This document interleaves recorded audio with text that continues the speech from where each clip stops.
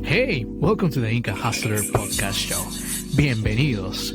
It's a podcast where we talk about life, culture, religion, food, politicians, travel, and more travel. Yes, it's a bilingual channel. Sí, hablamos español. And we're gonna start in less than 5 seconds. So, I'll see you guys there. See you, amigos. Dayahao, ganchenmene. Hola amigos, el día de hoy les tengo un invitado especial. Su nombre es Jesús, lleva viviendo en Taiwán por más de 10 años, ha sido profesor de español y también ha trabajado en la radio Taiwán Internacional como traductor.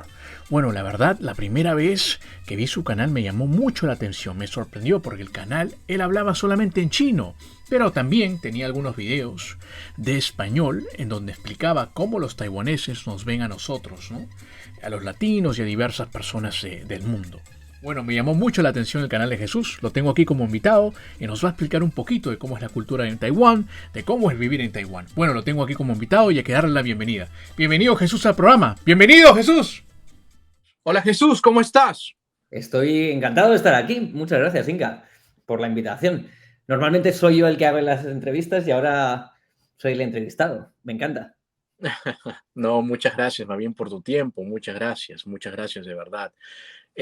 Jesús, yo sé que tú vives en Taiwán. Ujú. Sé que vives en Taiwán por un buen tiempo ya. Hablas chino increíblemente. Te escucho en tu canal hablando chino increíblemente tremendo y no sé cuántos idiomas más hablarás. Ujú. Pero quería saber un poquito de ti. ¿Cómo era tu niñez? ¿Dónde te criaste? ¿Puedes contarnos un poquito de tu ciudad? Cuéntanos un poquito de ti.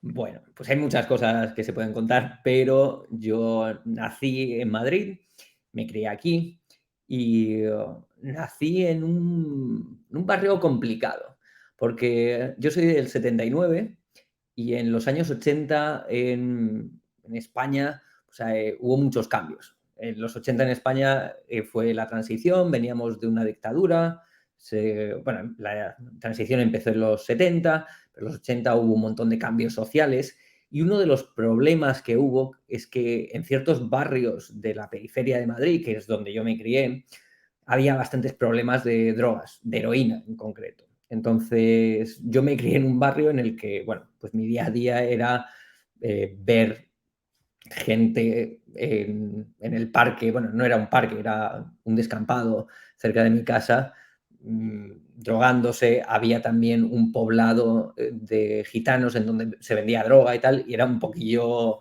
complicado. Y luego ya cuando fui adolescente me mudé de allí. Pero aún así no sé quién decía que la única patria es la infancia, y es algo que me marcó bastante, pero a lo que sigo teniendo, no fue una infancia sencilla, pero le sigo teniendo un cariño especial.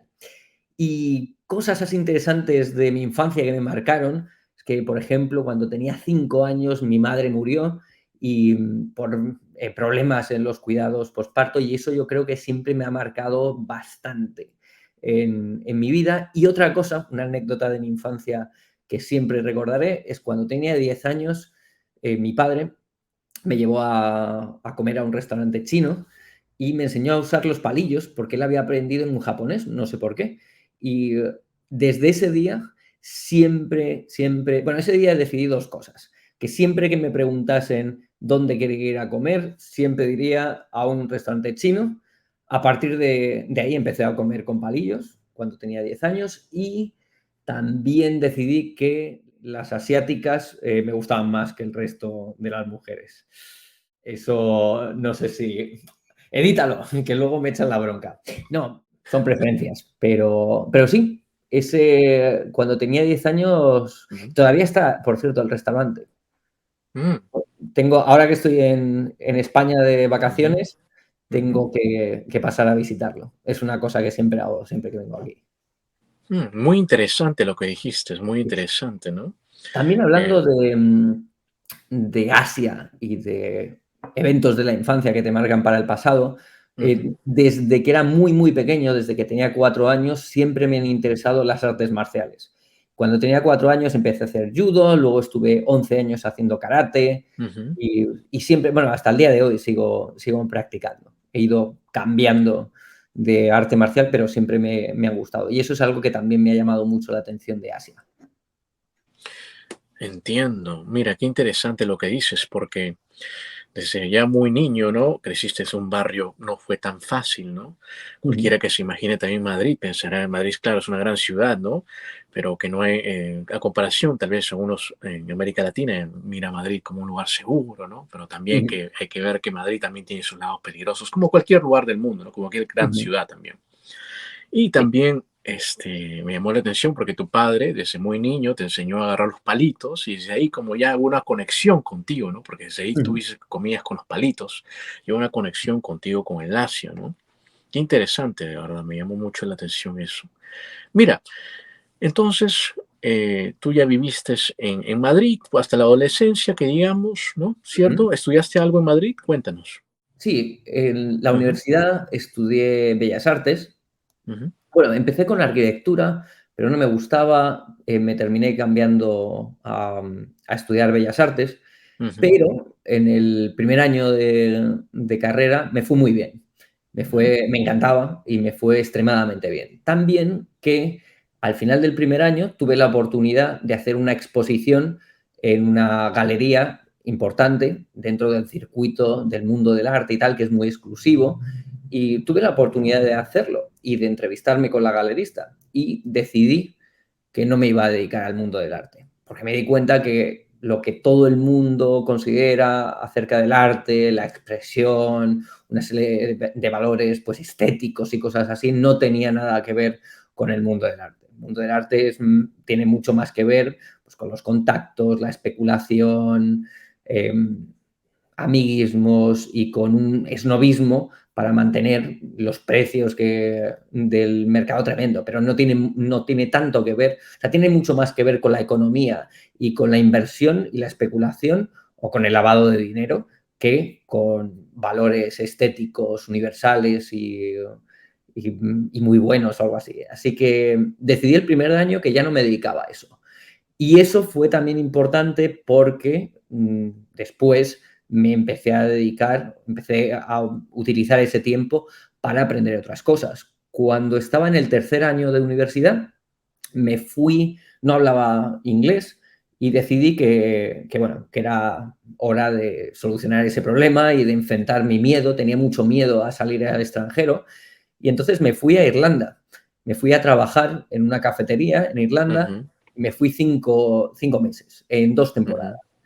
ujú. Y eso fue un punto de inflexión en mi vida, porque me di cuenta de que no hacía falta tener miedo, que daba igual que hablase Ujú, inglés, que no, que podía salir adelante, podía conseguir un trabajo, ahorrar dinero, tener nuevas experiencias. Al final terminé aprendiendo inglés, terminé haciendo amigos, teniendo experiencias increíbles y eso también fue muy importante porque los primeros meses de Irlanda estuve viviendo con un amigo chino que fue el primero que me enseñó chino. De hecho, como siempre mm, me ha gustado dibujar, pues teníamos un intercambio que era yo le hacía un retrato y ujú, él me daba una clase de chino.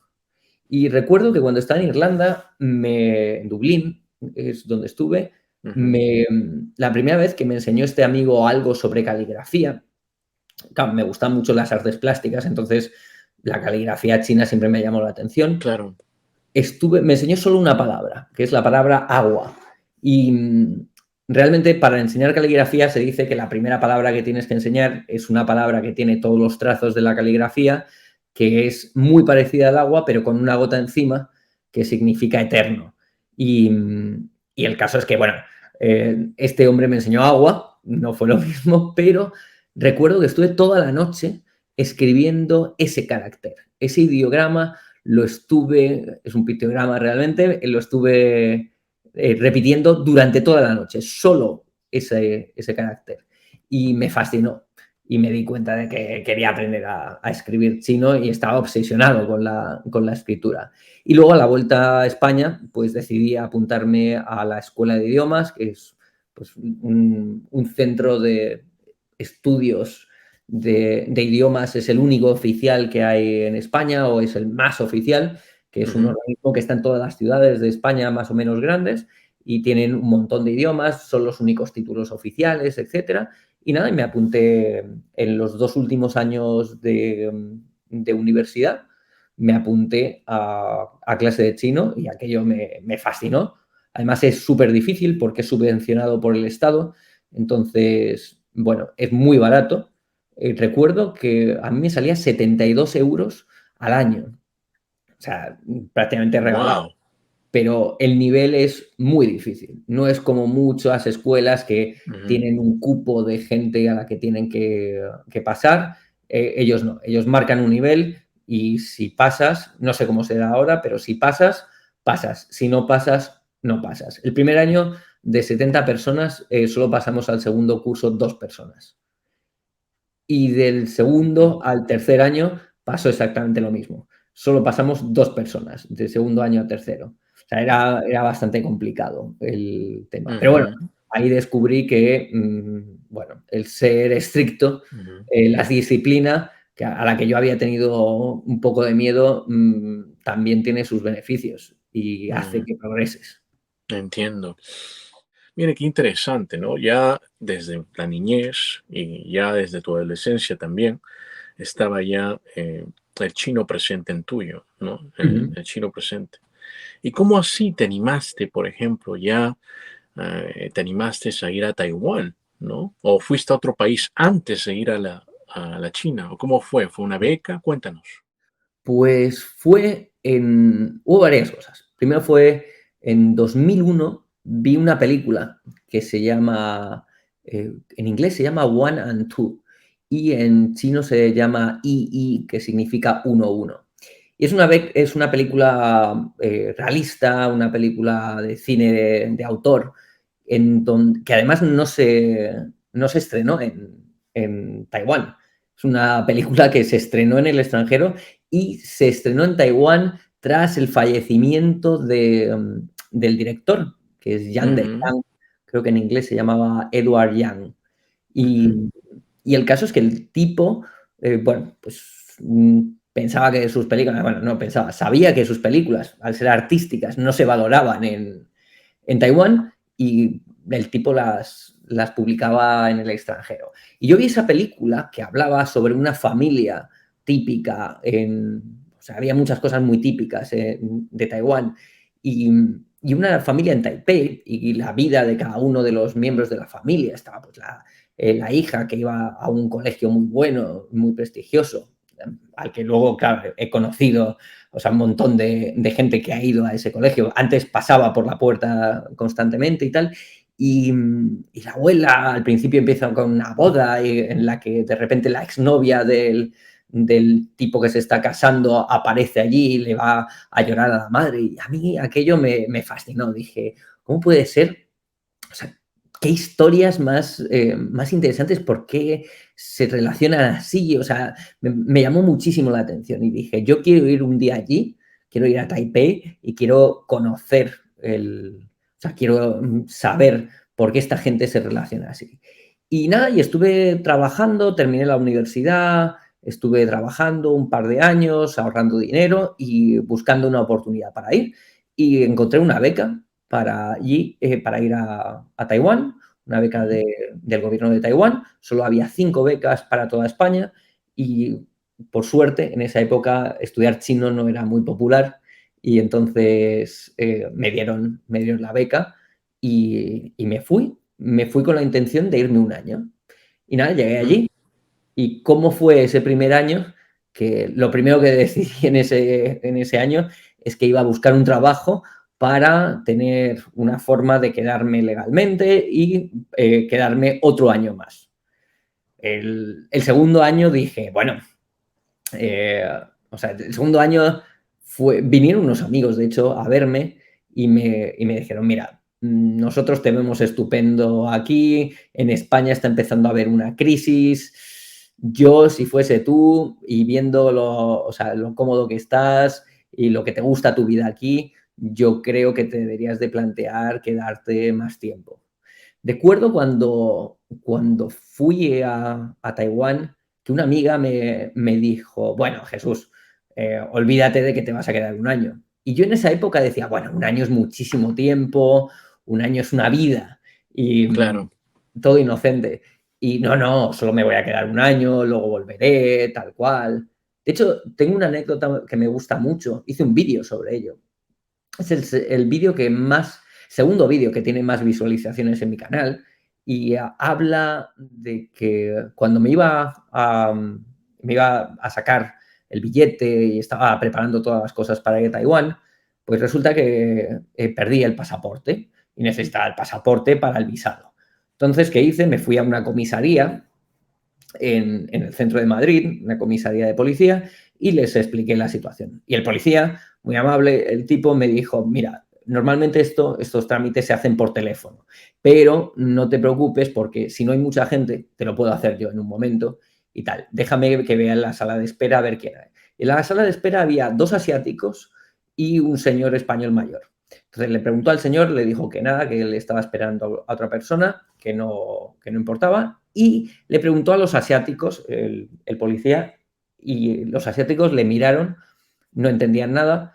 El policía les habló en inglés también, que no suele ser muy común en España, pero les habló en inglés. Los tipos no reaccionaron y yo le dije al policía, espérate un momento que voy a probar. Y entonces les hablé en chino. Y la chica, era un chico y una chica, Ujú, luego descubrí que venían por separado y el chico era japonés. ujú, Y la chica me miró con los ojos como platos y me dijo, ¿hablas chino? Y dije, sí. ujú, Y dije, oye, ¿por qué estás aquí? Y la chica me dijo, menos mal. La chica era china, no hablaba una sola palabra de inglés ni de español. wow. Y, y resulta que hacía una semana había denunciado a su marido, que también era chino, por malos tratos. El marido la pegaba y la pegaba feo y el caso es que la mujer estaba asustadísima. Entonces, ella no sabía porque le había denunciado, pero claro, le había denunciado en un país en el que no hablan en ningún idioma que ella entienda. Ujú, Entonces, no se podía comunicar y ella está muy asustada porque no sabía dónde estaba el marido y no sabía si el marido iba a volver a casa ujú, y la iba a matar. El marido la había amenazado con matarla. Entonces me explicó todo eso ujú, en el chino que yo hablaba en aquel entonces, que era muy, muy básico. Y ujú, pasó una cosa muy curiosa, que el policía, el policía estaba asombradísimo. Claro, ujú. esto pasó hace 16 años y medio, o sea, Claro, claro.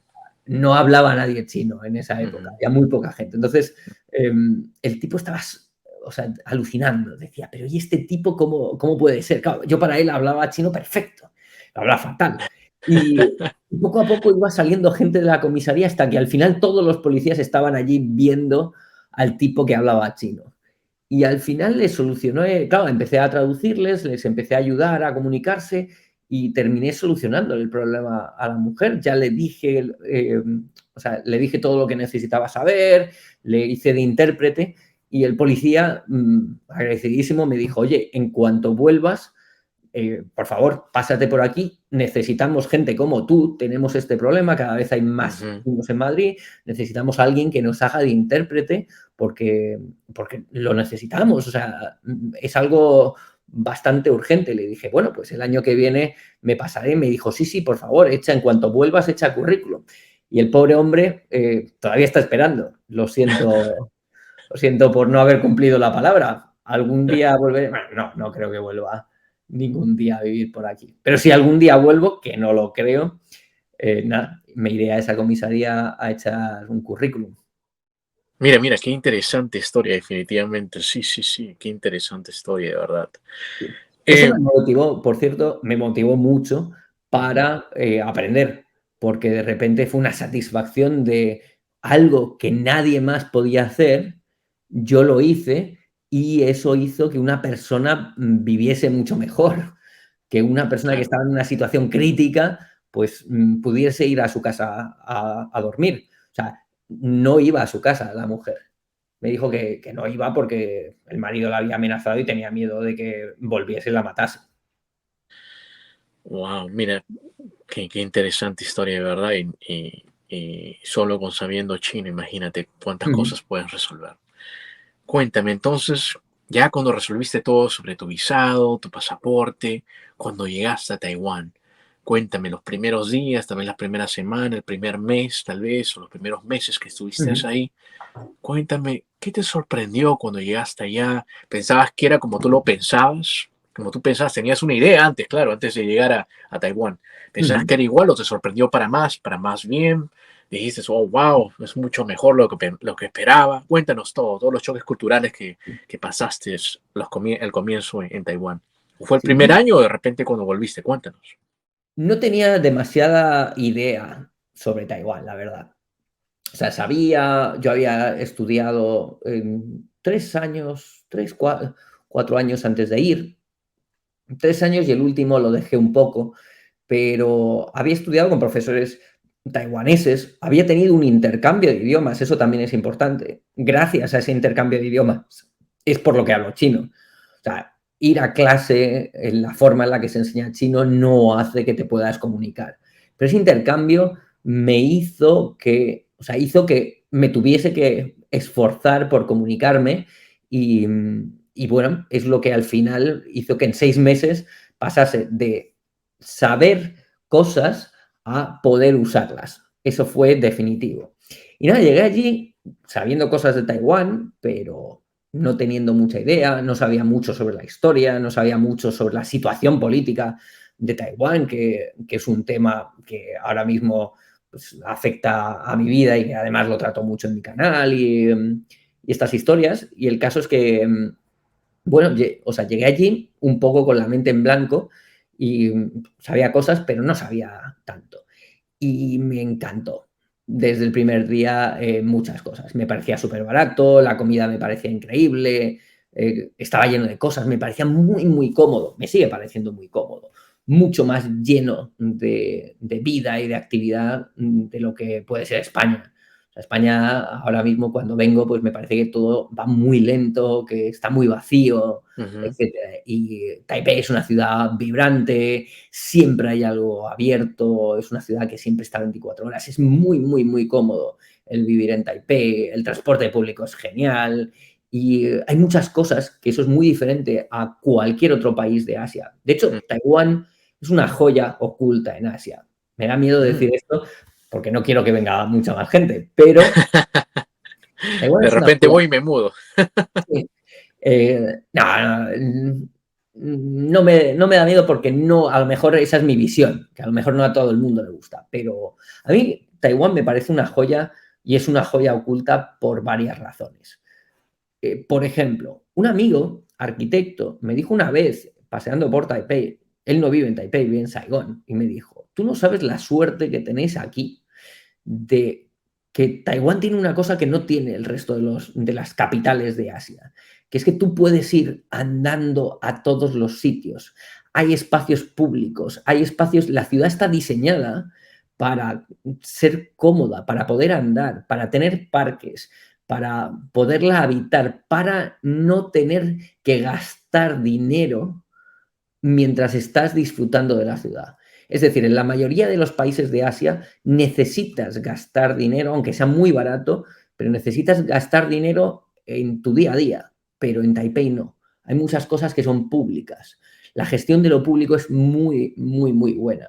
De hecho, por ejemplo, España, que es un país que en los últimos años en política pues ha tendido a lo público y a maximizar el Estado, pues eso, a que el espacio de las empresas privadas sea cada vez más pequeño y el poder o el dinero de la empresa pública sea cada vez mayor, no gestiona, o sea, las cosas públicas en Taiwán se gestionan mucho mejor siendo un Estado mucho más pequeño.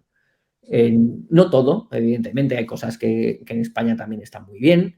Por ejemplo, la sanidad está bastante bien para las cosas complicadas. Si tienes una complicación médica, la sanidad en Mm. España está genial. Pero para el día a día, en Taiwán se gestiona mucho mejor. La sanidad es mucho más cómodo ir al médico, todo está muy bien diseñado. Y eso es una cosa que me llamó mucho la atención. Y luego una cosa bueno, otra cosa que me encantó es que en España tienes un mínimo de coste de vida. En Taiwán puedes vivir muy barato o muy caro, pero tienes un rango y te puedes adaptar a ese rango. Si no tienes dinero, aún así puedes optar a muchas cosas. O sea, es decir, en Taiwán cualquier estudiante puede comer en un restaurante todos los días. O sea, cualquiera. Y eso en España es imposible. O sea, si eres estudiante no puedes ir a restaurantes todos los días, claramente. Y otra cosa que me llamó mucho la atención y que me gustó es la eficiencia de los funcionarios. Yo me fui 2 semanas antes de que empezase el curso. Quería ir a adaptarme un poco, a visitar la ciudad, a localizar lugares y tal, y me di 2 semanas para matricularme. ¿Por qué? Porque en España, si te vas a matricular en la universidad, necesitas como mínimo una semana. Es decir, tienes que ir primero a preguntar. Te va a costar muchísimo. Un día lo necesitas para preguntar todo lo que necesitas preguntar. Luego necesitas los gastos.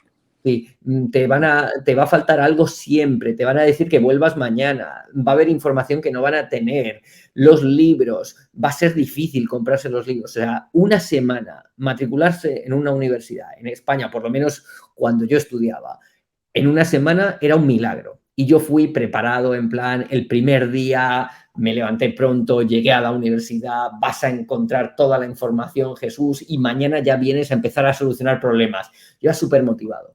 El primer día terminé con el carnet de la universidad, matriculado, habiendo pagado las tasas, me había comprado los libros, había hecho mi examen de nivel para ver a qué nivel pertenecía y ya había resuelto todas las tareas de la semana. Esa primera semana, bueno, sí, fue la primera semana, me quedé frustradísimo. Dije, si lo tengo todo, si ya sé dónde está todo, o sea, he hecho todo lo que pensaba hacer en una semana. Y me quedé como, bueno, ¿y qué hago esta semana? Pues estudiar. Y otra cosa que me encantó es que, claro, tú cuando naces en un país, pues no tienes, pues naces allí y ya está. Pero cuando eliges el país que te gusta y hay unas razones por las que te gusta ese país, la cosa cambia mucho y lo disfrutas mucho más. Y una cosa que me pareció increíble es que, y que siempre lo cuento de forma anecdótica, es que en mi primer año yo salía a la calle, veía los carteles en la calle, carteles que ponían pues restaurante y el nombre del dueño, restaurante de comida vegetariana, cualquier cosa. Y todo me parecía que era vivir en el mundo de la caligrafía. O sea, yo veía los caracteres, lo que los japoneses llaman kanjis, y me fascinaba. Y todo era salir a la calle y estar en el paraíso. O sea, yo estaba cada vez que salía solo. O sea, un hecho tan trivial, tan mundano como salir a la calle, a mí me fascinaba. O sea, era como, sí, quiero salir a la calle, quiero disfrutar de andar. O sea, cualquier cosa me parecía un milagro. O sea, era increíble ese primer año. Definitivamente, por lo que veo, por lo que tú dices, era un sistema mucho más práctico, ¿no? En la matrícula, ¿no? En la universidad, parece que era muy práctico y también como tú describes a Taiwán, que tenía lugares, la ciudad tiene lugares muy lindos, ¿no? Lugares públicos lindos y también no solamente eso, ¿no? Que es eficiente, ¿no? En el nivel social, público. Muy, muy interesante lo que dijiste. Sí. Ese primer año también Ujú, fue un año muy diferente al resto de los años de mi vida, porque ujú. ese año yo venía de un último año en España con muchas fiestas, mucha vida social, y ese año decidí cortar, hacer un detox de vida social. Y ese año, básicamente, mi vida se simplificó mucho y fue uno de los mejores años de mi vida, porque llegué y hice lo siguiente. Mi vida era levantarme por la mañana, ir a comer, ir a clase de chino. Tenía 3 horas de clase de chino, tenía el curso intensivo. Cuando salía de la clase, pues iba a comer. Normalmente iba solo, sí, conocí gente y tal, pero me gustaba estar solo. Y al principio me costó, al principio me causaba bastante ansiedad porque estaba muy acostumbrado a tener muchos amigos, pero poco a poco me fui acostumbrando. Y entonces me iba a la biblioteca y todos los días le dedicaba 9 horas a estudiar chino, a escribir caracteres, a hacer los deberes de clase y todos los días religiosamente le dedicaba 9 horas más 3 horas de clase. y el resto del tiempo a descubrir la ciudad, a descubrir cosas, a perderme por barrios, a meterme por mercados y cosas así. Pero hacer esa actividad, que creo que es algo que no mucha gente hace, en plan, Ujú. durante un año entero voy a hacer 9 horas de estudiar. 9 horas más 3 Ujú. horas de clase, que no cuento en esas 9 horas. O sea, Ujú. 12 horas dedicadas al chino. Y claro, Wow, el primer entiendo. año mejoré un montón. No es el mejor método para estudiar un idioma, Ujú. no lo recomiendo. Creo que fue un error desde el punto de vista del aprendizaje, pero porque el idioma hay que utilizarlo, Claro. hay que escucharlo. O sea, a lo mejor si en vez de 9 horas hubiesen sido 3 horas de estudio y otras 3 horas de escuchar la televisión, me hubiese ido mucho mejor. Si hubiese hecho, pues, 3 horas de estudio, 3 horas de televisión y Ujú. 3 horas de leer, de intentar leer cosas fáciles, me hubiese ido bastante mejor. Pero Ujú. fue desde el punto de vista de la disciplina, que la disciplina yo creo que es una habilidad o un hábito que me parece muy, Ujú. muy importante y que creo que además no se valora mucho últimamente, pero me parece que es algo Sí. que te puede ayudar en todo en la vida y que las personas disciplinadas al final son las que consiguen mejores resultados, Ujú. porque se valora mucho el talento, se valora mucho la inteligencia, pero la disciplina siempre gana en el largo plazo. Y, Ujú. y creo que eso fue un entrenamiento de disciplina muy bueno. Entiendo. Entonces te dedicaste, te sumergiste totalmente al idioma y como tú lo dices, no todo el mundo puede ser 9 horas, ¿no? Tal vez hubieses escuchado un poquito la televisión y todo eso. Tengo una pregunta, entonces te dedicaste 100% al idioma. ¿Y cómo así, del año, cómo haces, te extendiste, cómo hiciste? Porque al final te has quedado más de 10 años en Taiwán. Cuéntanos, ¿cómo así? Pues bueno, o sea, ahí estaba con la beca, pero me busqué, o sea, dije, bueno, yo me tengo que quedar aquí. El primer año me di cuenta de que tuve un progreso tremendo, pero que no era suficiente. Que para hablar un idioma al nivel que yo quería hablarlo, que era a un nivel o sea, que tuviese la competencia de cualquier nativo en el idioma, no era suficiente un año ni, bueno, y en ese momento yo no sabía que 2 años tampoco eran suficientes. Pero yo dije, no, no, me tengo que dar otro año, dedicarme muchísimo en el segundo año, y en el segundo año de esfuerzo seguro que puedo llegar al nivel que yo quiero. Entonces me busqué, de hecho no me busqué, me buscó un trabajo. De hecho, desde que estoy en Taiwán nunca he buscado trabajo. Siempre el trabajo me ha buscado a mí. Y nada, me busco un trabajo como profesor de español en una escuela de idiomas, un trabajo al que siempre le voy a estar agradecido porque me dio la oportunidad de conocer mucha gente, de tener una carrera, porque después de eso, o sea, al cabo del tiempo, estudié una maestría en España le diríamos un máster en lingüística española aplicada a la enseñanza. Y nada, me encantó ese trabajo, aprendí muchísimo, vencí el miedo también a hablar en público y a tener, o sea, mi vida de youtuber tiene mucho que ver con eso. O sea, en el fondo una clase es como una pequeña actuación delante de los estudiantes. Tú no te puedes quedar callado, tienes que estar ahí generando interés, no solo explicándoles Ujú. cosas. Y nada, conseguí ese trabajo. También estuve trabajando en Radio Taiwán Internacional como traductor de noticias. Eso me ayudó muchísimo. Era traductor y locutor de noticias. También tenía algunos programas y fue muy buena esa experiencia en el sentido de que aprendí mucho sobre política en Taiwán. De hecho, aprendí más de política en Taiwán de lo que suelen saber los taiwaneses y Mm. aprendí mucho sobre traducción y sobre chino escrito, chino formal. Al principio te tengo que confesar que no estaba cualificado para ese trabajo. No podía traducir las noticias. O sea, tuve que hacer un sobreesfuerzo tremendo hasta que llegué al nivel y gracias a ese sobreesfuerzo pues llegué a tener el nivel para poder leer noticias en Taiwán de manera fluida y que no supusiese un esfuerzo. Y bueno, aprendí sobre yo qué sé, los países aliados de Taiwán, el nombre de los políticos, todo lo que había pasado en los últimos años en política. O sea, fue muy, muy interesante. Pero Entonces dijiste que aprendiste mucho más chino, porque dijiste que al principio no estabas tan calificado, ¿no? ujú, En el trabajo, en la radio. Y también no solamente aprendiste más chino, pero también aprendiste más de la política, ujú, ¿no? Que está pasando, lo que está pasando tal vez en Taiwán también, ¿no? ujú. Y definitivamente pienso que eso te dio mucho más experiencia, ¿cierto? Sí.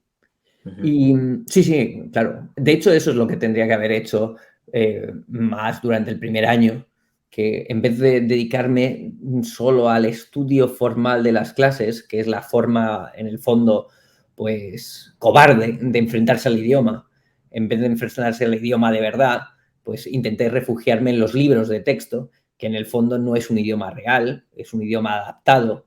Entonces está bien como puente, pero para aprender un idioma te tienes que enfrentar a las situaciones reales y tienes que utilizarlo y lo tienes que usar constantemente. O sea, yo llevo, pues no sé,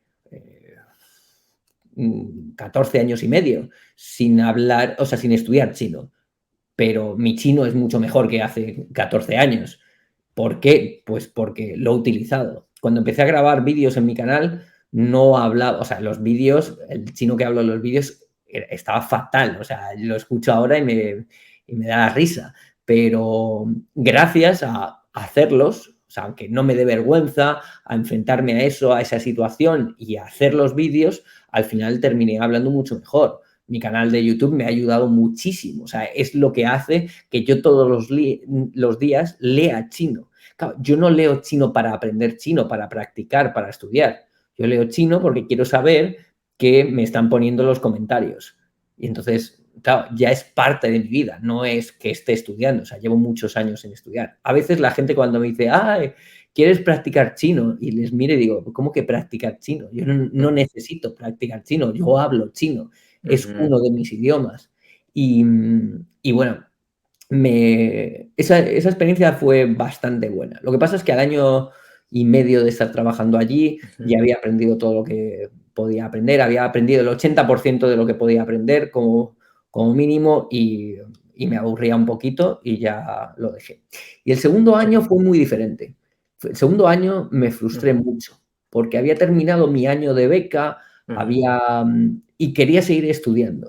Pero me di ujú, cuenta de que llegado a determinado nivel, las clases de chino ya no sirven. No hay clases de chino. O sea, te dicen, bueno, son clases de leer el periódico, de hacer cosas que no están enfocadas a que adquieras un buen nivel en chino. Entonces, las clases de chino siempre llegan hasta un nivel intermedio. Y me frustré muchísimo. Y además de eso, pues pasé por varias experiencias personales. Falleció mi abuela, a la que yo le tenía mucho cariño porque mi abuela me había criado y tuve mucho estrés y hubo un momento en el que estuve muy frustrado con el chino y solo el hecho de estudiar chino me causaba muchísima ansiedad. De hecho, me causaba muchísima ansiedad hasta el fallecimiento de mi abuela, en donde me di cuenta de que el idioma, el estudiar chino, podía ser una meta, pero que no era importante, bueno, que había cosas que eran mucho ujú, más importantes, como para ujú, mí, por ejemplo, mi abuela. ujú, Y también encontré profesores muy malos, profesores que hicieron que tuviese una relación afectiva, una relación emocional con el idioma muy mala. Y creo que eso ujú, es una cosa que pocas personas tienen en cuenta, que cuando quieres estudiar un idioma y lo quieres aprender bien, necesitas tener buena relación emocional con el idioma. Necesitas que el ujú, idioma te guste, necesitas disfrutarlo, necesitas que ese idioma tenga algo que a ti te motive lo suficiente ujú, para no tener que hacer el esfuerzo, sino estar obsesionado con eso porque te gusta el hacer eso. ujú. Y, Ujú, y bueno, luego la recuperé al cabo del año ujú, y luego ya todo fue bien y me relajé y luego ya puse modo piloto automático, no volví a estudiar, pero seguí utilizando el idioma hasta el ujú. día de hoy. Entiendo. Bueno, has dicho definitivamente algo muy interesante porque tú dices que enseñan chino, sí, en las universidades y todo, pero es hasta un nivel intermedio, ¿no? Porque no hay un Mm, nivel mucho más avanzado. Tú que eres muy tú que sabes el chino, ¿no? Y tienes mucha práctica definitivamente, vives en Taiwán y definitivamente también lo que tú dices es que el idioma, ¿no? También se tiene que aprender, pienso yo, con la emoción, como tú dices, ¿no? El querer aprender el idioma, ¿no? Pero Ujú, también tener esas ganas, ¿no? Porque uno puede, oh, sí, voy a estudiar esto, ¿no? Pero ujú, voy a estudiar francés, pero no, a veces uno lo hace porque, para sonar bonito, ujú. ¿entiendes? Pero uno tiene que estudiarlo porque también le nace, eso viene de ellos. Y entiendo totalmente lo que dijiste sobre el idioma chino. Y es excelente también porque, una vez más, quiero recalcar algo, ¿no? Entonces, no todas las universidades del mundo que enseñan chino enseñan hasta un chino avanzado, sino que lo enseñan hasta un término intermedio, ¿no? Al menos que tú se sumerjas al país. ¿Qué opinas? Yo creo, bueno, no conozco todas las universidades, no Ujú, conozco el nivel ujú, de todo, pero todo lo que yo he visto de educación del chino es muy flojo. O sea, ujú, a partir de cierto nivel, consideran que mejorar tu nivel de idioma es leer el periódico, es estudiar chino clásico, pero es que eso no es el, o sea, tú puedes estudiar chino clásico y no leer chino clásico incluso, y puedes no hablar, no ser, no ser competente en el idioma en tu día a día. Y es un poco la misma distancia que hay entre la educación como segunda lengua del inglés. Los anglosajones tienen un desarrollo en los materiales de educación ujú, del inglés que no se puede comparar con ningún otro idioma, y el español. Yo que he sido ujú, profesor de español mucho tiempo, los libros de texto, los materiales que tienes para formar son infinitamente peores que los que hay para aprender inglés, ujú, infinitamente, por ujú, cantidad, calidad, etcétera. Y en chino está peor. Aparte que no hay un estudio de la lengua china realmente a fondo. sí, Ujú, enfocado entiendo. a la educación. O sea, muchos lingüistas chinos pues parten de conceptos occidentales para estudiar Ujú, su lengua, y no es exactamente lo mismo, y siempre al final terminan con lo mismo, que es pues hablar de la fonética ujú, y de la literatura. Y es como, no, ujú, hombre, el idioma no es la literatura. La literatura, sobre todo la literatura clásica, es una parte muy concreta del idioma, pero ujú, no es como si para hablar inglés hubiese que estudiar a Shakespeare. O sea, no es eso lo que te va a dar. O sea, si yo quisiese mejorar mi inglés, lo que haría sería mudar a un país de habla inglesa, buscar un trabajo, aprender según la marcha y estar todos los días muchas horas de podcast y televisión. Series, podcast, televisión, buscar lo que no sepa y ya está. La gente que conozco, tengo amigos latinos, en Taiwán tengo muchísimos amigos latinos, y los amigos latinos que conozco que hablan inglés a un nivel que nadie diría que no han crecido en Estados Unidos, son gente que estuvo viviendo en Estados Unidos bastante tiempo y que veía la televisión constantemente. O sea, y aprendieron así, no aprendieron. Tengo un amigo, por ejemplo, que es catalán, pero en su casa no se hablaba catalán, y el tipo aprendió catalán viendo ujú, dibujos animados, porque quería ujú, saber qué decían los dibujos animados, entonces los veía aunque no ujú, los entendiese, y al final aprendió catalán así. Y creo que además no fue el único, creo que es ujú. una cosa de esa generación, que Entiendo. llegaban los animes antes a Cataluña que al resto de las comunidades autónomas de España. Ujú, entiendo. Entiendo todo lo que es muy interesante lo que dijiste, ¿verdad? Sobre el idioma chino. Muy interesante. Bueno, yo sé que tenemos unos cuantos minutitos, nos ha pasado la hora tremendamente, pero he creado este cuestionario para conocerte un poquito mejor. En Ujú. este cuestionario que he hecho son unas 10 preguntas en las cuales para conocerte un poquito mejor y para que te conozcan también tus seguidores un poco más. ¿Cuál es tu pizza favorita? Pizza. La margarita. No soy mucho de comer pizza, pero tuve una temporada. Bueno, ahora no como pizza, porque ahora no como hidratos de carbono. Pero durante una temporada estaba obsesionado con hacer pizzas. Y estuve como loco investigando distintos tipos de masa y tal. Y fui a Italia, tuve una novia italiana y tengo un montón de amigos italianos y me dijeron una cosa, la pizza no puede saber a distintos ingredientes, tiene que saber a pizza y tiene que ser fina. Por eso me gusta la pizza lo más sencilla posible, pero con ingredientes de calidad. Muy interesante lo que dijiste. ¿Cuál es tu película o serie favorita? Vale. Como película, posiblemente sea Blade Runner.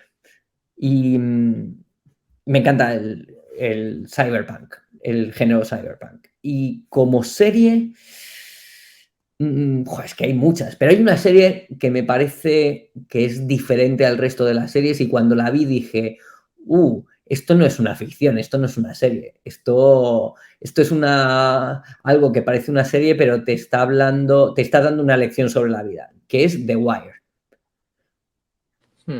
Interesante. ¿Qué te asusta o qué te da miedo? ¿Tal vez un animal? No, perder el poco tiempo de vida que tenemos. Buena respuesta. Cuando viajas, ¿te gusta estar en la ventana o en el pasillo? En el pasillo.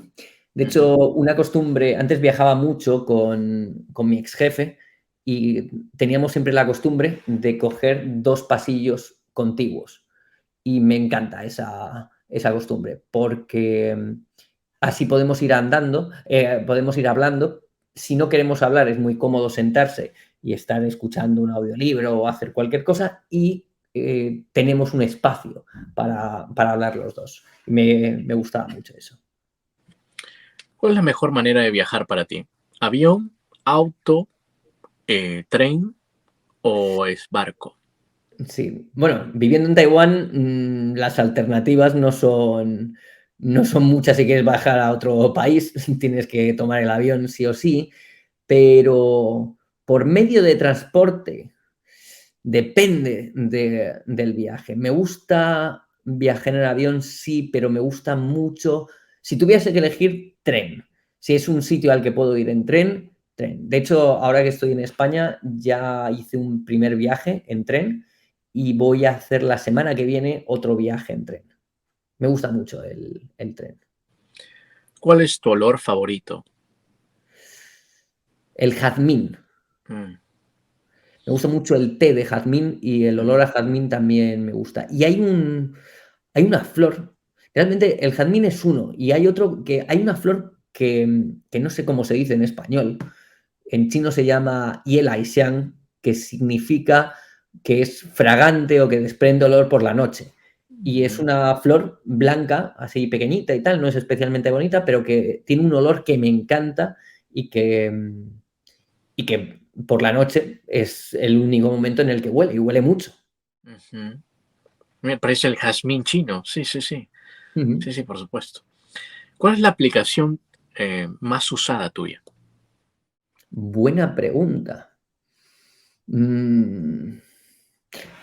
Pues ahora mismo no sabría decirte. Creo que una aplicación que tengo para escuchar en este mes, normalmente a lo mejor sería Instagram, pero en este mes estoy utilizando mucho más una aplicación para leer libros. Es una aplicación que se llama Loud Voice Reader, no recuerdo el nombre, creo que, o Voice Reader.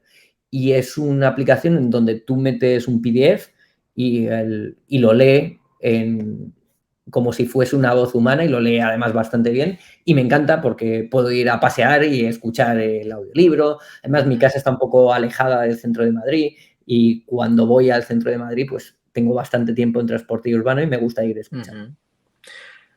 Y estaba mi pregunta, ¿los libros o los audiolibros? ¿Cuál escogerías si tienes que escoger uno?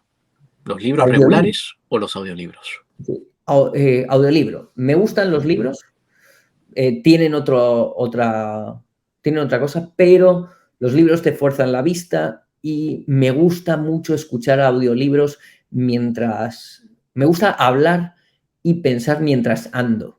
Y eso con un libro no se puede hacer.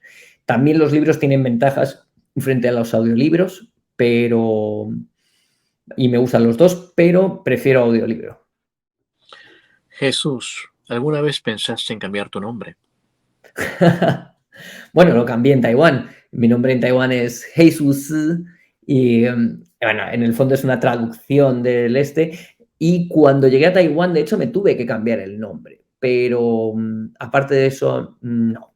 Aunque es un nombre que, yo que sé, no sé. En Taiwán hay gente, por ejemplo, que ha visto mi nombre y de repente me han echado la bronca, se han enfadado conmigo y me han dicho, bueno, es que eres un irrespetuoso porque nosotros somos católicos y tú no puedes usar ese nombre, que entiendo que te haga mucha gracia, pero eso es muy irrespetuoso con mi religión. Y le dije, bueno, a lo mejor no entiendes tu religión todo lo que deberías entenderla.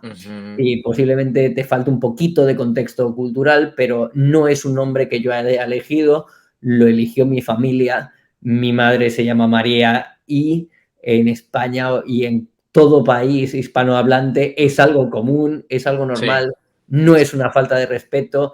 La falta de respeto o de conocimiento de la cultura la tienes tú. Y claro, eso me ha pasado unas cuantas veces, pero no, entiendo, nunca cambié. entiendo. A ver, vamos a ver si puedes tener, vamos a ver tu intuición. ¿Qué número estoy pensando? El 7. Cerca, 5, muy cerca. A ver, ¿qué piensas que hay después de esta vida? Eh, Creo que la conciencia humana después del cuerpo se transforma en moléculas, en alimento para otros cuerpos y creo que no existe el alma. Creo que después de esta vida no existe nada. Y por eso que es o sea, una idea que da miedo, el enfrentarse a la nada, pero también es la idea que me hace agarrarme más a vivir intensamente el tiempo que queda. Muy interesante lo que dijiste. Si tendrías de describir tu vida en unas cuantas líneas, ¿cómo la describirías? Wow, esa pregunta es complicada. Eh, Aquel loco que se fue a Asia y nunca volvió. O vamos a usar una frase, no recuerdo exactamente, y la voy a decir en español, aunque la primera vez no, la primera vez la leí en español y luego en inglés. Es una frase de El Hobbit. Y en El Hobbit, creo que es El Hobbit, sí. Creo que es Gandalf que le dice a Frodo, o Frodo, no, o Bilbo, no, Gandalf a Bilbo, Bilbo a Frodo, no recuerdo quién se lo dice a quién, pero le dice algo así como, creo que es Bilbo a Frodo. Y dice, Frodo, ten cuidado con poner un pie en la puerta de tu casa porque nunca sabes dónde te van a llevar tus pasos y si volverás. Bueno, Jesús, acabamos de terminar el cuestionario y estoy seguro que con estas preguntas eres mucho más conocido definitivamente. Jesús, como tú dices, ya has viviendo un buen tiempo en Taiwán, ¿no? Conoces la cultura taiwanesa, sabes Ujú. muy bien el chino, ¿no? Pero también habrá unas cositas que no te gustan de Taiwán, o tal vez no es que no te gusten, pero tal vez que no te acostumbras, ¿no? Ujú. ¿Qué cosas, digamos, que no te acostumbras hasta el día de hoy de los taiwaneses? ¿Nos puedes contar Sí. un poquito? Acostumbrarme, me acostumbro a todo, pero hay cosas que no me gustan. O sea, yo creo que las personas pasan cuando se sumergen en una cultura por varias etapas. La primera es la que te gusta todo, la segunda es la que empiezas a ver cosas que no entiendes que en tu cultura significan unas cosas y después en la cultura en la que estás significan otras y muy diferentes y empiezas a tener malentendidos, a roces y momentos desagradables. Entras en la segunda etapa que hay, por cierto, un youtuber con el que colaboré hace unos años que eso le llama fase 2, que se llama Kira Sensei, y Ujú, que es un español que llevan viviendo un montón de años en Japón. ujú. Y bueno, pues fase 2 es cuando entras en ese momento en el que te molesta un montón de cosas y aquel país es horrible. Y luego la fase 3 es cuando ya aceptas esas cosas, te siguen sin gustar, algunas, otras las has entendido, pero no es, ya estás acostumbrado a todo, aunque hay cosas que no te gusten. Cosas que no me gustan, pues no me gusta en Taiwán que los taiwaneses no valoran la joya que es Taiwán. No valoran cosas como pues, el orden, lo fácil que es todo. Admiran otros países que no son, que tienen muchos problemas, los idealizan. Eso no me gusta nada. Otra cosa es que es una isla y las islas tienen, la mentalidad de las islas normalmente es bastante cerrada. Entonces, en Taiwán la mentalidad suele ser muy sota, caballo y rey. Son, o sea, muchas cosas que las simplifican demasiado. Otra cosa es la educación. La educación en Taiwán está diseñada, que no está mal, o sea, tiene sus pros y sus contras, pero está diseñada para pasar exámenes y no para pensar. Y, y bueno, eso tiene ventajas, pero también tiene inconvenientes. Entonces, el espíritu crítico, la racionalidad, no es el análisis, el entender las cosas de manera más profunda, no es algo que se dé mucho. La gente lo desarrolla, pero no lo desarrolla por la educación en las escuelas. Y otra cosa que no me gusta de Taiwán es el... Estaba pensando otra que también es importante. Hay una cosa que no me gusta, que es que no tienen mucha idea sobre, pero eso no es culpa de los taiwaneses, sino de el gobierno y de las circunstancias, no tienen mucha idea sobre su historia. Y hay muchos taiwaneses que no tienen todavía clara, por ejemplo, la relación entre China y Taiwán.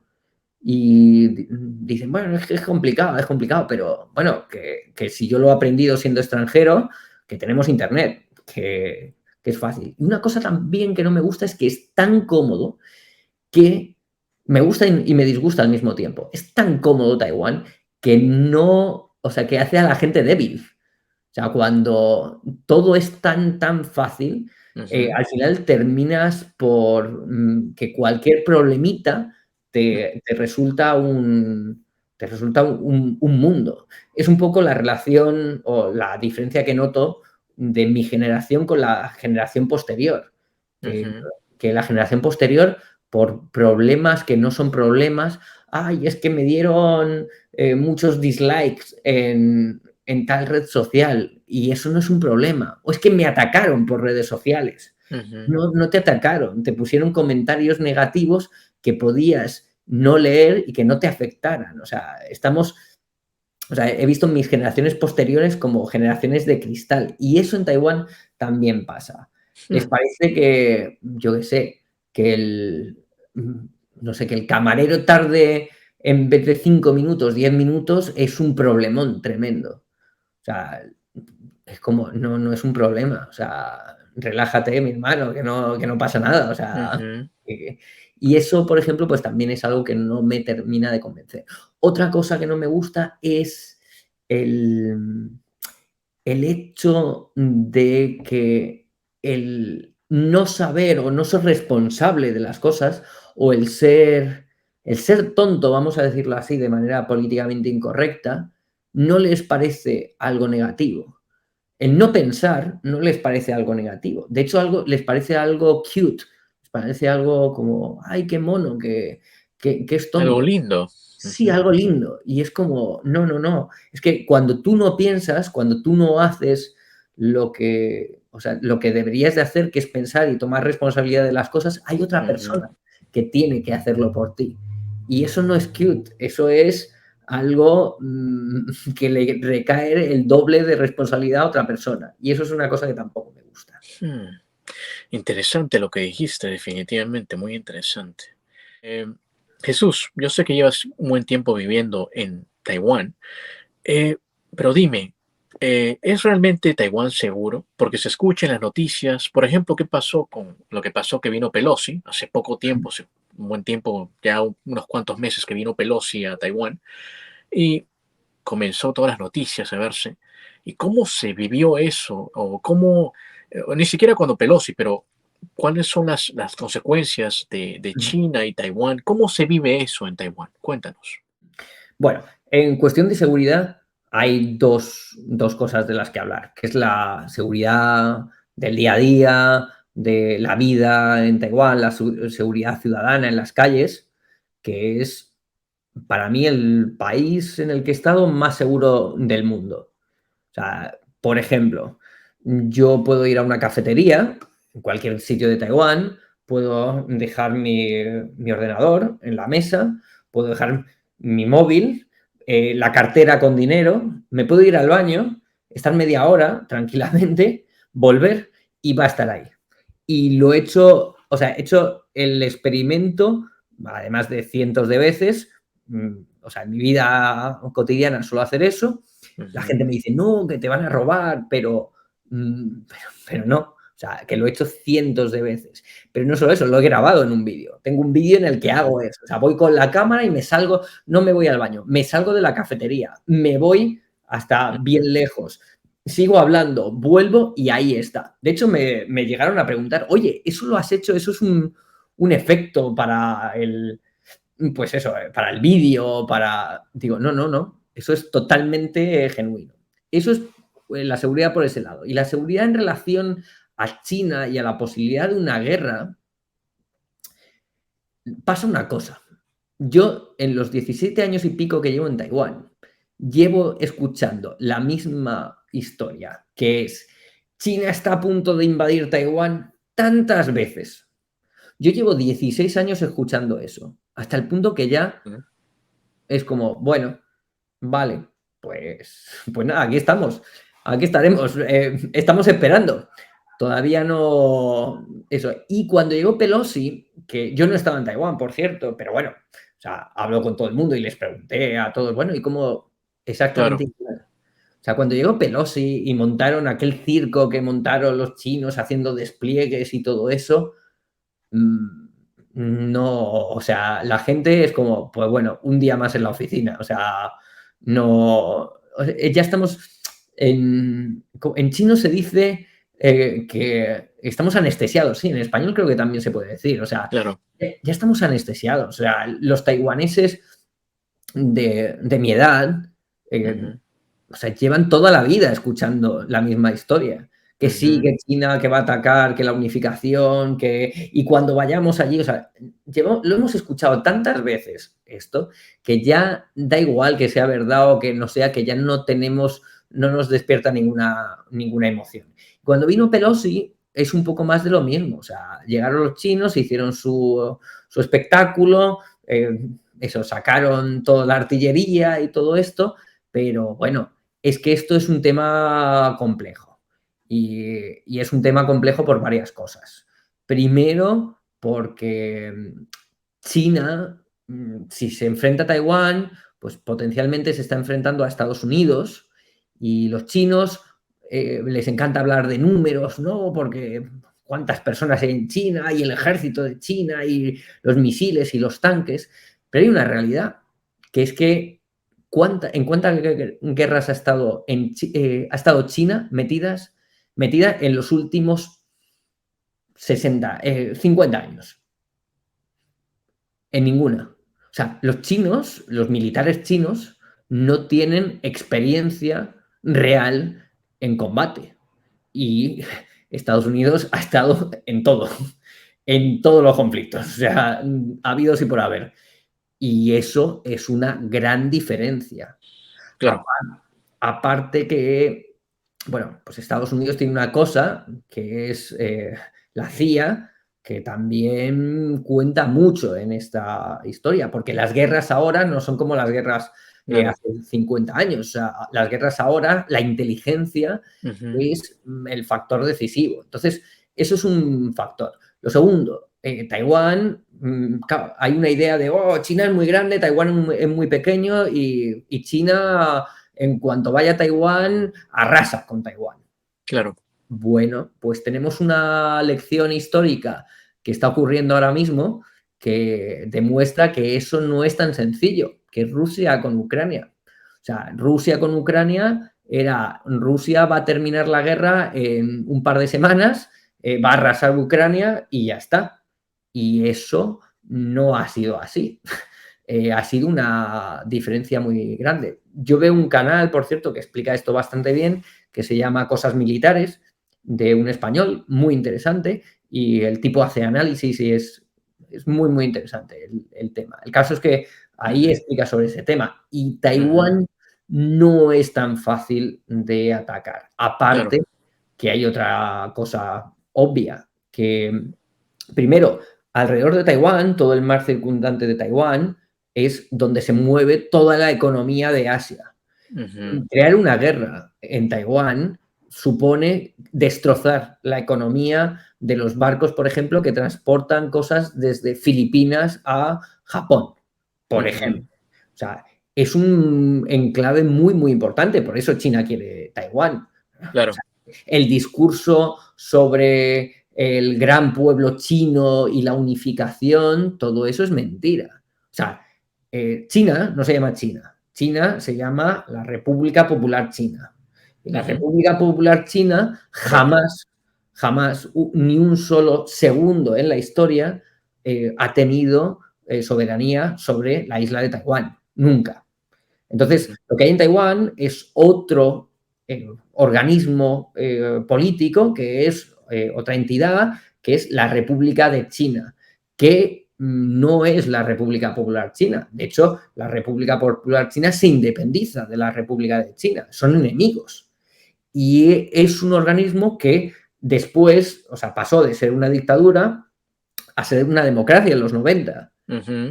Momento en el que Taiwán tendría que haber llegado y haber dicho, oye, ya no somos lo que éramos, es otra historia, no nos vamos, o sea, ya no vamos a volver a China para ser, al continente, para gobernar el continente, así que no, bueno, pues somos otra cosa, nos hemos convertido en otro país, y ya está. Y bueno, pues cambiamos la constitución porque ya no tiene ningún sentido, cambiamos el nombre del país, la bandera, lo que haga falta, pero tenemos que formalizar nuestra situación, que antiguamente era temporal, pero ahora lo que hay no es temporal. Entonces, todo eso no tiene ni pies ni cabeza. Lo que pasa es que Taiwán es un enclave geoestratégico de primer nivel, lo primero. Lo segundo, conseguir Taiwán sería la forma de decirle al mundo que Estados Unidos ya no es la primera potencia. Y eso es un mensaje clarísimo. O sea, Estados Unidos lleva todo este tiempo protegiendo Taiwán, obviamente a cambio de que Taiwán no puede decidir lo que quiera sobre su país, porque tiene que escuchar primero lo que quiere Estados Unidos, pero arrebatarle Taiwán a Estados Unidos es la forma de decir que ya son la primera potencia del mundo. Y lo tercero es porque Taiwán es un país que produce microchips que solo se producen aquí y que China necesita. Entonces, eso. Y tiene una cuarta razón por la que quiere conseguir Taiwán, que es porque Taiwán es muy mal ejemplo. O sea, Taiwán es el país de Asia con diferencia que tiene mayores libertades. Libertad de expresión, libertades sexuales. Es el primer país de Asia en donde está el matrimonio homosexual. O sea, es un país con unas libertades que cuando los chinos lo ven, dicen, oye, si nos estáis diciendo que esos también son chinos y nosotros somos chinos, todos somos chinos, que eso es mentira, pero si nos estáis vendiendo eso, ¿por qué yo no tengo las libertades que tienen estos? Claro. O sea, nos estáis diciendo que Taiwán, bueno, pero yo también quiero eso. Y China, un país como China, con libertades, o sea, puede ser, o sea, el caos se puede llevar... Toda una revolución, por supuesto, sí. Sí, por los conservadores chinos que están ahí en la tierra, en el mainland, ¿no? En la tierra, en la China grande, claro. Y no solo eso, sino que la libertad conlleva una responsabilidad. Y yo creo que la educación en China no está preparada para eso. Depende de la persona, obviamente, pero en general no están preparados para tener esa libertad. Para afrontar eso, por supuesto. Claro. Y los gobernadores lo saben y por eso no quieren. Bueno, aparte de eso es porque el Partido Comunista Chino lleva, pues, o sea, 100 años en el... Infinidad de años, claro. En el poder y quiere perpetuar ese poder hasta el infinito. Y es una cosa, por cierto, que me peta la cabeza. O sea, estamos hablando del mismo partido de Mao Zedong, que, o sea, es indiscutible que es el dictador con más muertes sobre sus espaldas de la historia de la humanidad. O sea, a mí me parece muy bien que el mundo haya decidido ilegalizar el partido nazi en todos los países del mundo. O sea, en un país democrático no puede haber un partido nazi porque la humanidad se dio cuenta de que cuando nos vamos a un extremo, pues tenemos una catástrofe bien aprendida. Pero, ¿y cómo no pasa lo mismo con un partido de un dictador que mató al doble como mínimo de personas que el propio Hitler? Y es el partido que está ahora postulando a ser el motor del mundo. O sea, y a nadie le sorprende eso. O sea, correcto. Me fascina. O sea, el ser humano no piensa. No piensa. Tal vez no revisa bien la historia algunos, o algunos de ellos también lo piensan ignorar, piensan que el tiempo ha cambiado y piensan que también no son como antes, ¿no? Algunos de ellos que piensan así, ¿no? Algunos. Muy interesante lo que dijiste definitivamente. Y como tú dices, Taiwán es un país seguro y como también lo acabas de repetir, que Taiwán tiene una seguridad doméstica buena, pero también están como anestesiados, acostumbrados, digamos, anestesiados a las mismas noticias de siempre, que la República de China va a atacar a Taiwán, ¿no? Entonces uno como ahí se acostumbra y vive la vida cotidiana, así como también la gente de Israel vive con la gente de Palestina, ¿no? Un poco, digamos, parecida, pero en Israel es mucho más complicada la cosa, por supuesto. Pero en fin, mira, qué interesante tema que hemos tocado. Dime, Jesús, yo sé que llevas un buen tiempo allá en Taiwán, pero ¿cómo tú describirías entonces, cómo tú lo describirías a los taiwaneses? ¿Cómo lo describirías a ellos? Taiwaneses son gente bastante ordenada, tienen la vida como muy estructurada, tienen o sea, lo que es la norma, lo que debería ser, es una sociedad muy uniforme. Lo que debería hacer una persona a sus 20, a sus 30 años, 40, 50, cuando se jubilan, todo lo tienen bastante marcado. Y una vez le describí a un amigo Taiwán como un campamento militar disfrazado de Hello Kitty, porque todo es muy cute. Vas a una comisaría de policía y ves pues dibujitos de policías, todo es muy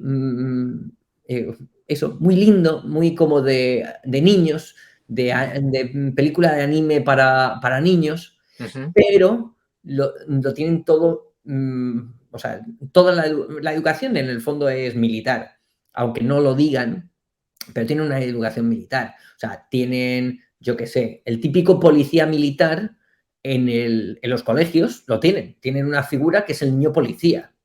Y todas las mañanas, pues, por ejemplo, una cosa que me parece muy interesante es que en los colegios, la educación básica, la educación intermedia, lo que en España llamaríamos institutos, que pues el senior high school, junior high school, ellos no tienen, las instituciones no tienen servicio de limpieza. La limpieza lo hacen los propios estudiantes. Y eso es disciplina militar. Y me parece una cosa bastante interesante. Entonces, incluso los institutos los centros de enseñanza están hechos a la manera militar. Son barracones, básicamente. Pero al mismo tiempo son muy lindos, todo tiene que tener algo así bonito, muy como Japón. O sea, Japón influyó muchísimo en Taiwán. Japón estuvo 50 años, la primera mitad del siglo XX, en Taiwán y lo influyó una barbaridad. De hecho, una cosa muy inteligente es que cuando vienen los chinos nacionalistas huyendo del continente con la guerra nacional, iba a decir, no, la guerra civil china, cuando llegan a Taiwán para refugiarse porque los comunistas los mataban, claro. Hicieron una cosa muy inteligente, que es continuar con las estructuras, por ejemplo, para el diseño de las calles, de pues, los planes arquitectónicos, los planes de construcción civil, ferrocarriles y tal, que habían empezado los japoneses. En vez de llegar y decir, bueno, pues lo que había antes lo derruimos y empezamos de cero, Claro. no, hicieron algo mucho más inteligente, que es continuar con lo japonés, porque los japoneses lo hacían mucho mejor. Los japoneses tenían, o sea, por ejemplo, la ciudad de Taipei tiene un diseño increíble y todo ese diseño es diseño japonés en principio, y la continuación del diseño es la continuación del diseño japonés por la República de China, que es la China nacionalista que huyó del continente después de la guerra civil. Muy interesante lo que dijiste. Los taiwaneses definitivamente son unas personas, como tú dices, ordenadas, ¿no? Y también que, como tú dices, también ha influido demasiado también Japón, ¿no? Como también lo puedes ver en las calles, en las ciudades, ¿no? La arquitectura japonesa, ¿no? Por algo estuvieron 50 años ahí, ¿no? Sí. Una cosa, por cierto, muy interesante que también creo que define a los taiwaneses es que son muy hospitalarios. Muy hospitalarios. Yo creo que también tiene que ver con el hecho de ser una isla y estar aislado del mundo, que de ahí viene la palabra isla, pues cuando viene alguien del extranjero, es como le intentan acoger, le intentan cuidar, o sea, la gente, y hay una cultura de la hospitalidad que me gusta mucho.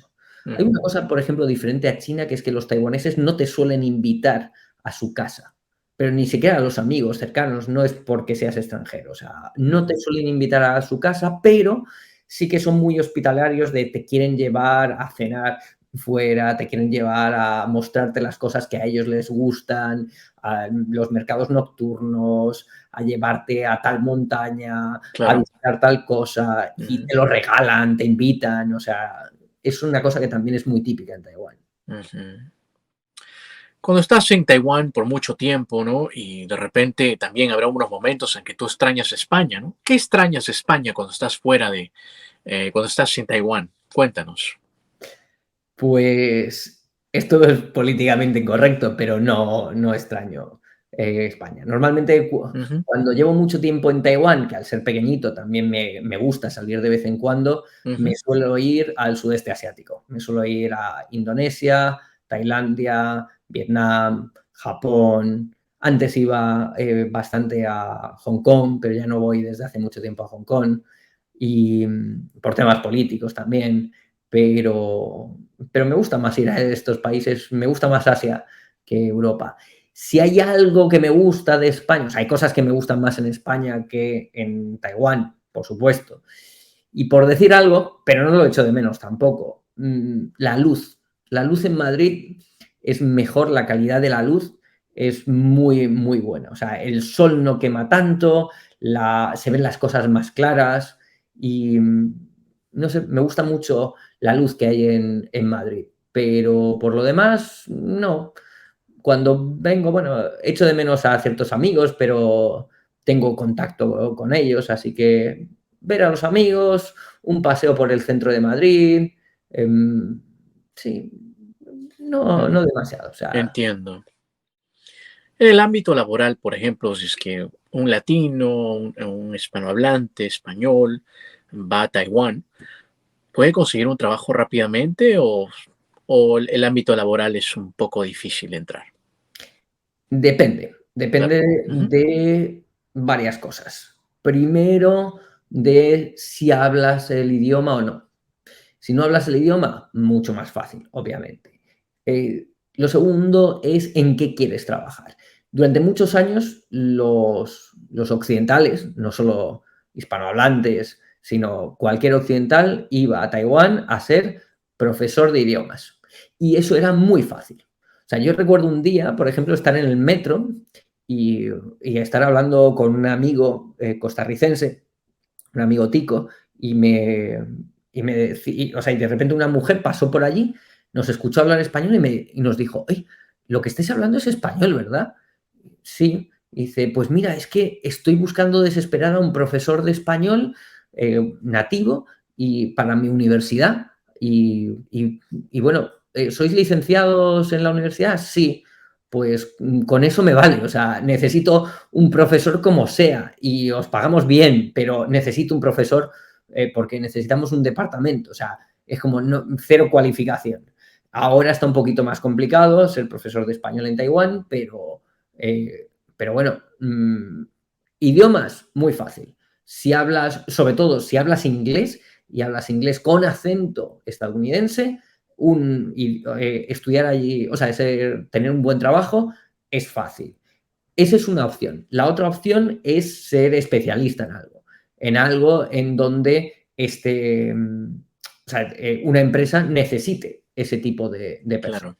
O sea, yo, por ejemplo, Ujú. lo que pasa es que mi caso es un caso un poco especial. Bueno, cuando era profesor es un caso bastante típico, pero después de ser profesor empecé a ser youtuber.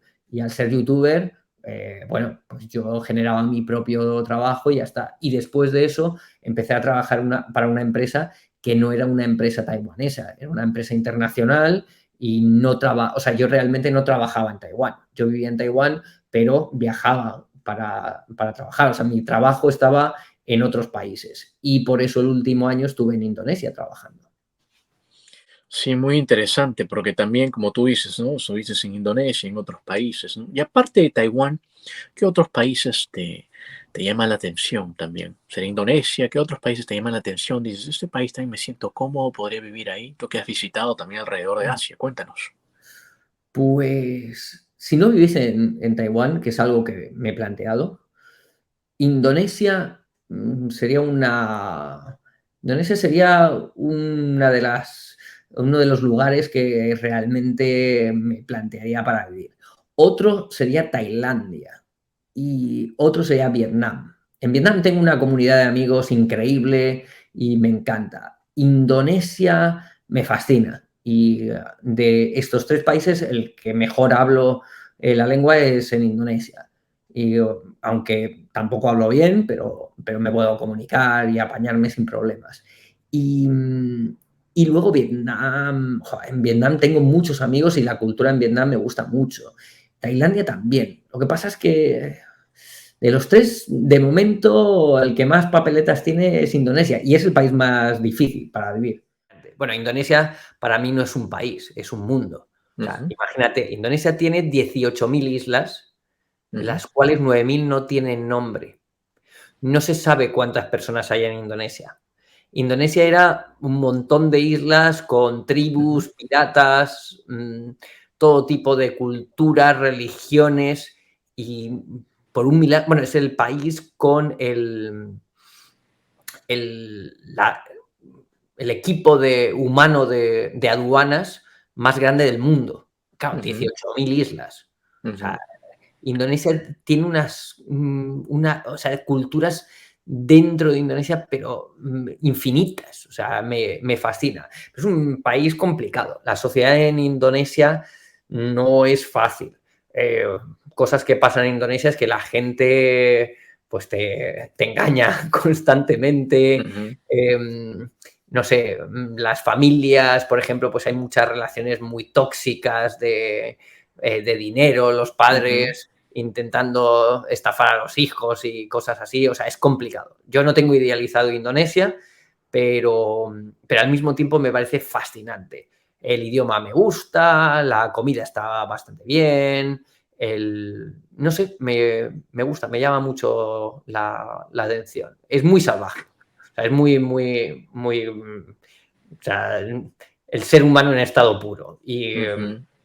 Y eso, pero me gusta. Y como oportunidades laborales, posiblemente de todos los países que he dicho, es el país que más oportunidades laborales tenga y de ganar más dinero. Lo que Mm. pasa es que al mismo tiempo es el más complicado. O sea, en Indonesia lo complicado no es ganar dinero, lo complicado es sobrevivir en Indonesia.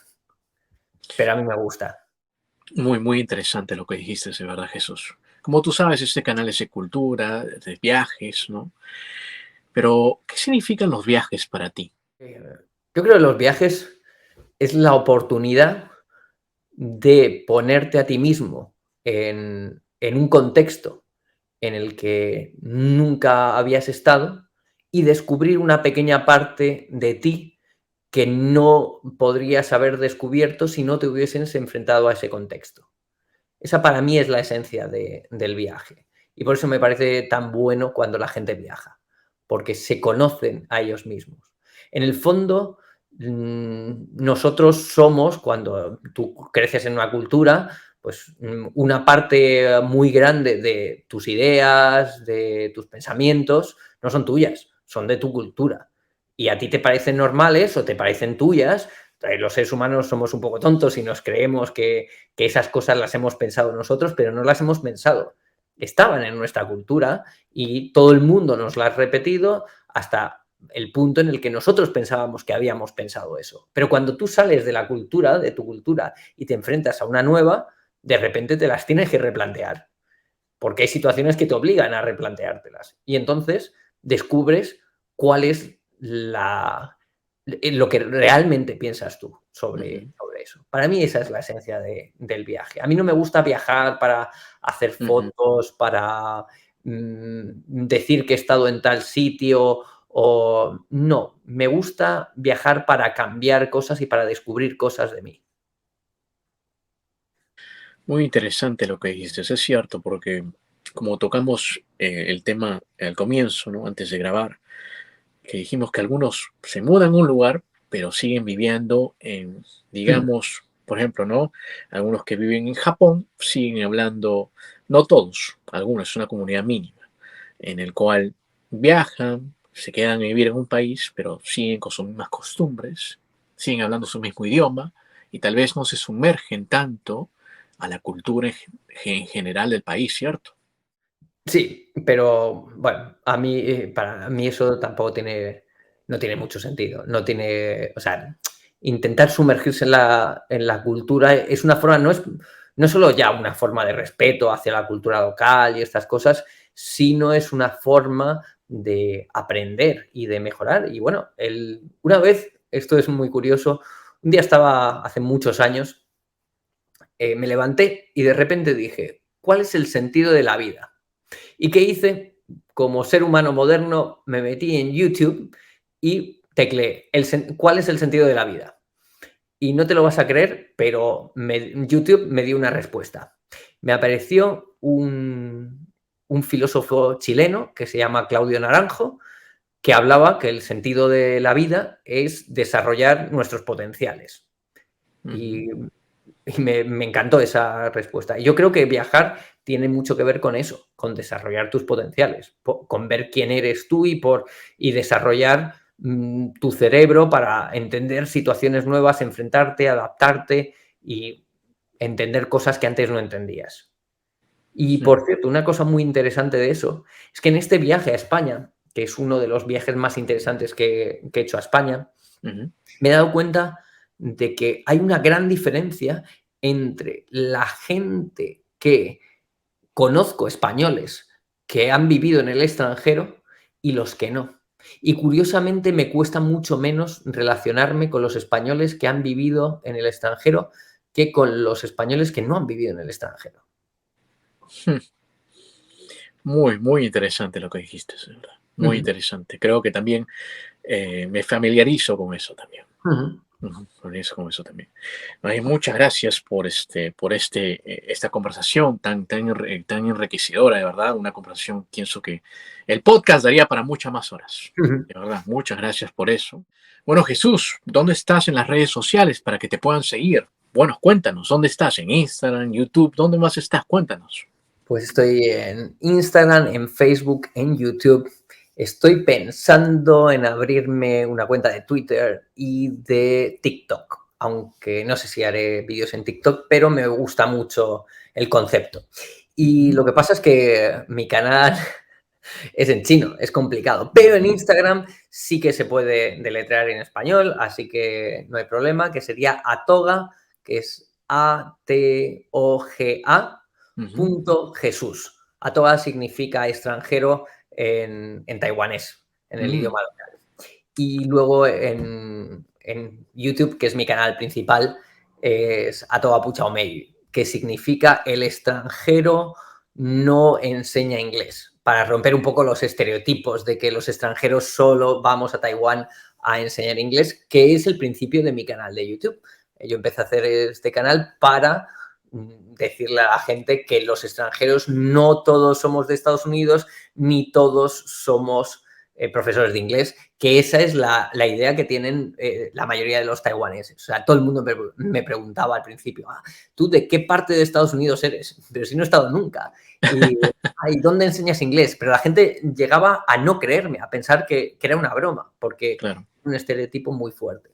Así que sí, creo que se puede buscar por Noldo Azul, Noldo y Azul. Creo que el canal de YouTube se puede encontrar con eso. Lo vamos a tener ahí, definitivamente. Después me lo paso. Vamos a tener ahí todo en chino y también lo vamos a tener ahí para aquellos que también quieren aprender taiwanés, chino, ¿no? Pero chino en general. Ahí pueden ustedes también chequearlos. Ahí están abajo de la pantalla. Perfecto. Jesús, me ha encantado conversar contigo de verdad. Ha sido muy, muy, muy enriquecedora realmente la conversación de nosotros, que el podcast da para más. Definitivamente vamos a tener la parte 2. Pero antes de eso, por favor, nos podías despedir en taiwanés, en chino, por favor. Sí, bueno, en los dos, en lo que tú quieras, o en indonesio también. Bueno. A ver, vamos a darle en bueno, el idioma, sí, en chino, sí. 那我非常感谢你今天邀请我过来这边跟你分享我的经验，就算是我的荣幸。然后我非常推荐你们，如果现在有人听得懂中文，就可以去那个 podcast 来听他的，因为我觉得蛮有趣。他会常常访问一些很有趣的人，就在各个国家的住在那边的当地人，但是必须听得懂西班牙文。谢谢。谢谢。Puedes ahora decirlo en español para la gente. Pues lo que he dicho es algo así como, bueno, que muchas gracias, que ha sido un honor que me invitases y tal al canal, y que invitaba a la gente a ir a escuchar tu podcast, que es muy interesante porque entrevistas a gente que vive en distintos puntos del mundo y cuenta sus experiencias, y que lo único que necesitan necesitan hablar español para entenderlo, aunque algunos tienes en inglés también. Claro, sí, también tengo en inglés. Muchas gracias, Jesús. Antes de irnos, también te quería decir algunas palabras que quieras decirnos. Cuéntanos.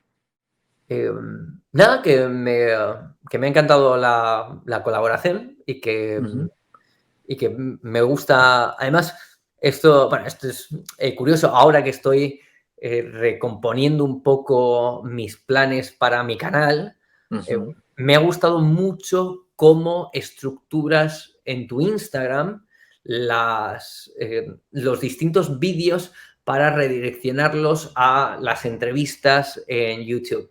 Me gusta mucho que hay un thumbnail así muy grande y entonces tienes un extracto de la persona contando una parte pequeñita en un formato vertical. Me gusta mucho ese formato y me ha dado muy buenas ideas para ahora que estoy, pues eso, absorbiendo ideas para el futuro de mi canal. No, claro. Sí, tienes de usar, ahora que tú sabes, estar en Instagram, en TikTok, en todo lugar, claro, para que la información se pueda expandir y para también, ¿no? Para que ellos también aprendan un poquito, ¿no? Es muy cierto. Más bien, muchas gracias por estar en el canal. Definitivamente pienso que este podcast da para 3 horas, pero estoy seguro que habrá una parte segunda, ¿cierto? Cuando quieras. Muchas gracias, más bien, Jesús. Gracias. Un placer. Sí. Sí. Amigos, si les gustó esta entrevista, no se olviden de compartirla y nos vemos en la próxima. Inca Hustler is out.